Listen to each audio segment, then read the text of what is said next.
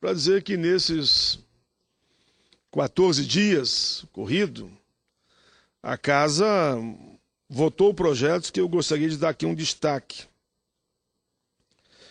Quero dizer que estamos na pauta diversos projetos importantes para a sociedade brasileira. Alguns foram votados nas comissões, vou falar mais de projetos que eu ou apresentei ou sou relator. Por exemplo, sou relator do projeto que institui e fortalece, a Bolsa Atleta, tanto para aqueles que estão começando, tanto para técnicos como também para os atletas, na sua forma mais ampla. É um projeto de autoria ainda do senador Expedito Júnior, que eu relatei e apresentei de forma tal a atualizar o projeto. Quero dizer também que foi adiada a votação para a semana que vem, projeto 337/2005, que regula os tipos e melhora a técnica e preço no serviço de propaganda. Esse projeto é de minha autoria e tem como relator o senador Requião e será votado a semana que vem.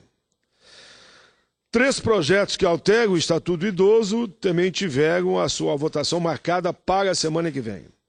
Temos o PLS 263/2011, da senadora Vanessa Graciotin, altera o Estatuto do Idoso para assegurar gratuidade aos eventos culturais e esportivos.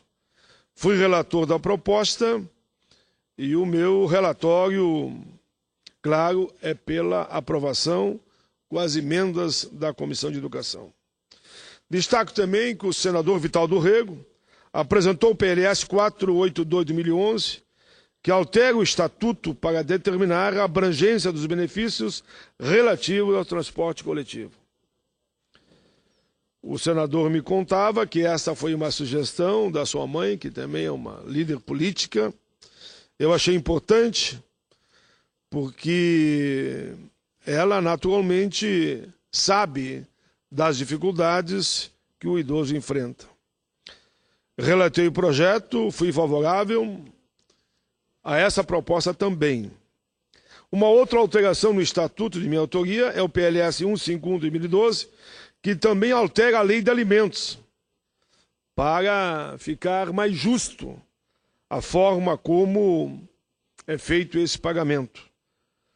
O relator da matéria, o senador Humberto Costa, ali do PT, já deu o seu parecer favorável na forma do substitutivo e também será votado a semana que vem.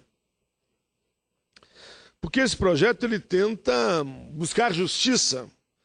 Eu considero um absurdo impor ao idoso uma punição de que ele é responsável totalmente pelo pagamento, até mesmo de pensão na omissão do filho.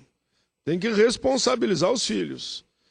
Eu acho que a responsabilidade solidária é uma coisa, mas não pode tirar a responsabilidade dos filhos e para querer que o avô ou o bisavô assuma a responsabilidade total sobre a forma como o filho ou a filha está mantendo os seus filhos. Claro que todos nós queremos o atendimento total à criança, mas temos que olhar, como eu sempre disse aqui na tribuna, o atendimento total à criança, mas também aos idosos. Tem uma frase conhecida por todos: pobre daquele país que não aprendeu a respeitar, a cuidar das suas crianças e também dos seus idosos.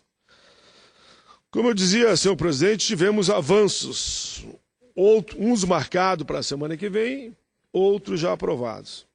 Na CAS, por exemplo, a Comissão de Ações Sociais, tivemos a aprovação do PL 159 de 2013, o projeto original do senador Mário Couto, que apresenta uma proposta sobre a política salarial, para que seja garantido de forma mais longa possível a inflação mais PIB. fiz o relatório, fui designado para apresentar um substitutivo, e assim eu fiz, e aprovamos na Comissão de Assuntos Sociais que a inflação mais PIB será garantida por mais uma década no mínimo, e também eu incluo que vamos estender aos aposentados e pensionistas o crescimento da massa salarial do país, além da inflação. Isso dará um crescimento real semelhante ao PIB, mas não vincula ao salário mínimo, porque a Constituição assim cria obstáculos. Dessa forma, asseguramos a política atual do mínimo, de inflação mais PIB, e aqueles que ganham acima do mínimo, que no regime geral da Previdência 99% não passa de 5 salários mínimos, a ampla maioria entre 2 e 3 salários mínimos terão também um reajuste conforme a inflação e mais o crescimento da massa salarial do país, que, como eu dizia, acompanha o PIB. Tomara que a gente consiga aprovar na Comissão de Economia e o projeto vá para a Câmara dos Deputados e assim, de forma definitiva, nós teremos a aprovação da matéria. Destaco também que fui relator do projeto 411 da senadora Ana Amélia, que foi também aprovado por unanimidade. Esse projeto atribui ao auxílio-doença uma nova nomenclatura, que passa a se chamar auxílio por incapacidade laborativa. Também aprovamos, nessas 2 semanas, o projeto número 47, que torna obrigatório o pagamento de comissão sobre vendas para os comerciários. Um projeto de autoria do senador Rubem Figueiró, e fizemos um substitutivo de acordo com empregados e empregadores.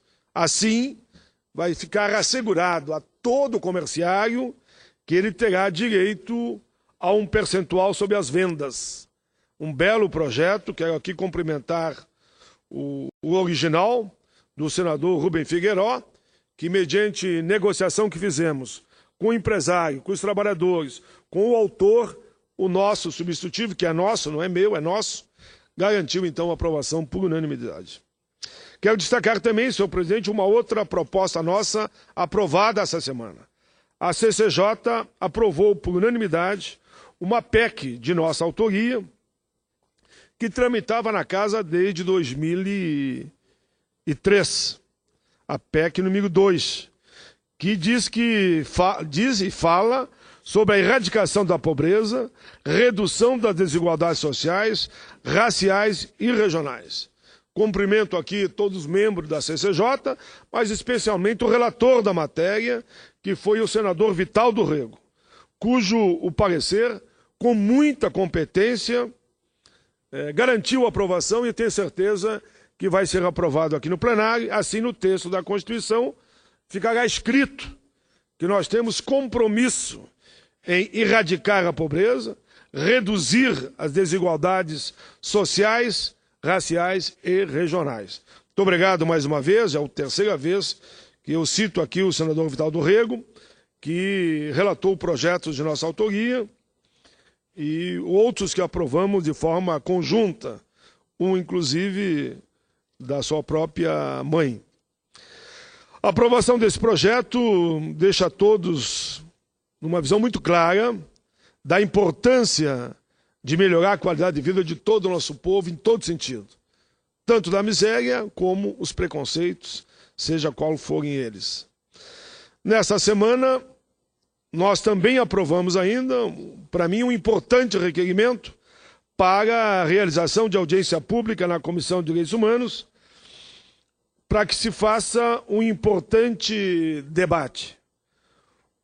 Foi mais que um requerimento. O primeiro deles é sobre violação dos direitos humanos e conquista dos militares, realinhamento de cargos e salários das Forças Armadas. Numa demonstração, senhor presidente, que a Comissão de Direitos Humanos só não discute a questão das manifestações, na visão dos movimentos sociais, como discutimos essa semana os movimentos sociais na visão do MST, como discutimos na visão dos quilombolas. Agora vamos discutir, vamos chamar os militares das mais variadas forças de segurança do país para que coloquem o seu ponto de vista também sobre os direitos humanos e sobre os seus vencimentos.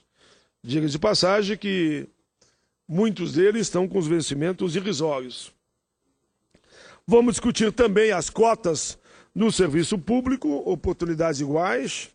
E o terceiro requerimento é a vigência das liberdades democráticas do país e o crescente processo que nós somos contra, chamo bem claro, daqueles que querem criminalizar os movimentos sociais.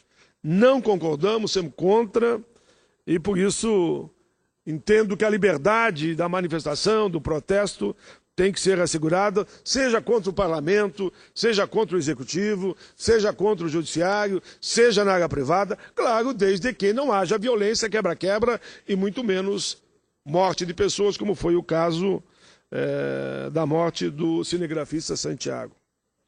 Quero dizer que esses requerimentos eu apresentei ainda no ano passado, ainda no dia 17 de dezembro, que deu uma enorme confusão aí de alguns que fizeram uma leitura equivocada, eu apresentei um requerimento dizendo que a lei antiterrorismo, o projeto não é meu, eu nem faço parte da comissão, foi uma comissão montada que construiu um trabalho e a matéria estaria pronta para votar em plenário. Eu apresentei um requerimento, isso tem tudo a ver com direitos humanos, para que a matéria, antes de ser votada, que passasse pela apreciação da Comissão de Direitos Humanos, e ainda o plenário não votou. Eu espero que vote, assegurando à Comissão de Direitos Humanos também poder se debruçar, olhar esse tema, que é bom lembrar que não tem nada a ver com o último fato e do crime, para mim, hediondo do cinegrafista. Isso é uma lei que está tramitando no Congresso há muito tempo. Por isso está na pauta desde dezembro. Tanto o meu requerimento para que vá para o CDH, como esta proposta que, claro, que inúmeras entidades de direitos humanos, a nível internacional e nacional, me pediram para que eu apresentasse o requerimento, e assim eu fiz, para que a matéria não fosse votada de afogadilho aqui no plenário e passasse, então, por um debate maior lá na Comissão de Direitos Humanos. Aprovamos também um outro requerimento que vai na linha, esse sim específico, sobre a situação do assassinato do cinegrafista, a pedido da Federação, Confederação de Profissionais de Comunicação, chamado debate na comissão, a violência contra os profissionais da comunicação. Quero, mais uma vez, agradecer o empenho das comissões de Justiça, Comissão de Economia, Comissão de Assuntos Sociais, Comissão de Direitos Humanos, que foram as comissões que debateram e aprovaram os projetos e requerimentos que aqui eu comentei. Quero também, ainda finalizando, senhor presidente, reafirmar que travamos e continuamos travando, como eu disse aqui no início, o debate importante para que dentro do prazo acordado a gente vote a dívida dos estados. A contar de hoje, nós teremos, como eu dizia no início, 19 dias.